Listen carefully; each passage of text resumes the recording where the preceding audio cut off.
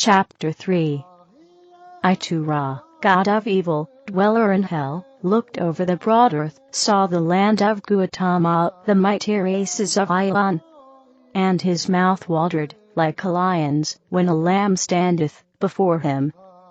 Ra called his legions, tens of thousands of Drujas, devils from the regions of hell. Come, he said, I have found a rich feeding place. Behold, I will make my kingdoms wider, spread out the walls of hell, and gather in this great harvest of innocent souls. Then came Ra's hosts of evil, 10 times tens of thousands, for such is the nature of spirits and men. Call for 10,000 to do a righteous work, and only 100 come. Call for 10,000 to do an unholy work, and behold, 10 times 10,000 come. They said to Ra, how shall we do? We're stricken. And Ra, wise in wickedness, said, Go to the temples, the places of shining copper and silver, to the oracles, and obsess them, every one. And when the kings and the learned men come to consult Gachi, my deadly enemy, assume ye to be him, and answer them with lies and all manner of unprofitable speculation, turn them upside down, make them curse Gachi, make them ask for Ra. And when madness cometh on them, follow ye them to their sleeping couches and whisper in their souls, that their neighbors are their deadly enemies. Incite them to war and to all manner of deeds of death, and when they overturn each other's kingdoms and houses, and their dead lie, like ashes over all the land, gather ye in their distracted spirits, to fill my mighty kingdom with Gachi's harvest.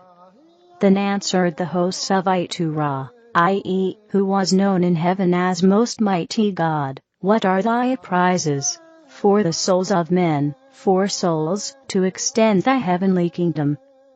Ra answered, saying, according to the number of subjects any angel bringeth me, so will I exalt him to be a captain, or a general, or a lord, or a god, and he shall have a sub-kingdom in my heavenly regions, with thousands of servants to do his bidding.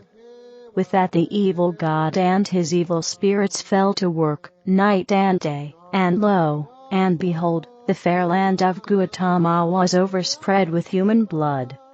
Fell war spread along throughout all the mighty kingdoms, kingdom against kingdom, city against city, man against man. And the holy temples were pulled down or burnt, and the canals broken and wasted, the cities on fire, and the fields laid desolate. Neither grew there any grain, the grinding mills of the women were silent, like the dead stretched over all the fields. Into the forest, afar off, fled the women with the children, hungry, weeping, starving. And the cities went down, the nations went down, the tribes of men were broken up, only remnants here and there remained. And where had been great and mighty peoples, lay only heaps of ruins, past the power of man to rebuild. Then looked down from the highest heaven, the Creator, the Great Spirit, saw the work of desolation, saw Ra, at his bloody work. And the Great Spirit cried out with a loud voice, so that the earth and heaven shook with the power of his voice, sifted all things, as a woman sifteth meal. And he found one grain of corn not ground by the god of evil, found Hanga.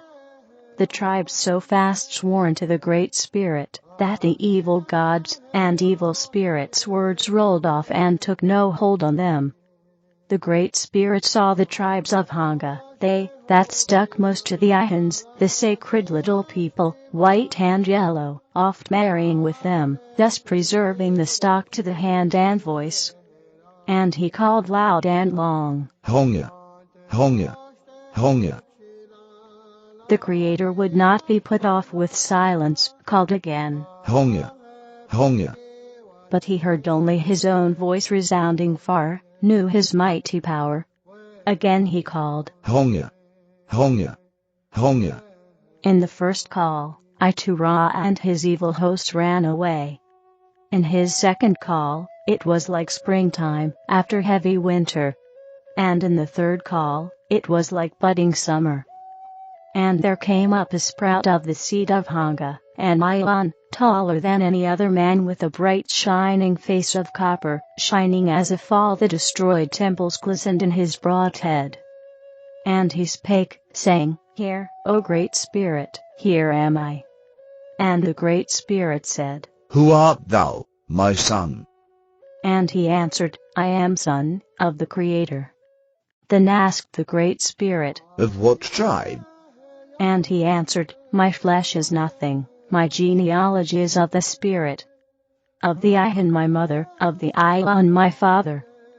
Then said the Creator, For which reason, I name thee Hiawatha, spirit and flesh even balanced, best of men. Come thou with me, walk along with me, thou shalt reinstate the tribes of men, deliver them out of darkness, make them worshipful. Hiawatha said, I am thy servant, O Great Spirit. What shall I call thee, that the tribes of men be no longer distrustful? Then answered the Creator, Call me after the wind, O Hiawatha. Hiawatha said, How after the wind? The Great Spirit said, Come with me, my son. Then Hiawatha walked along and came to a place where the wind blew in the leaves. The Creator said, Tell me, my son, what saith the wind in the leaves? And answered Hiawatha, Then the Creator took Hiawatha up to the big sea water, and asked, What saith the wind in the water, my son?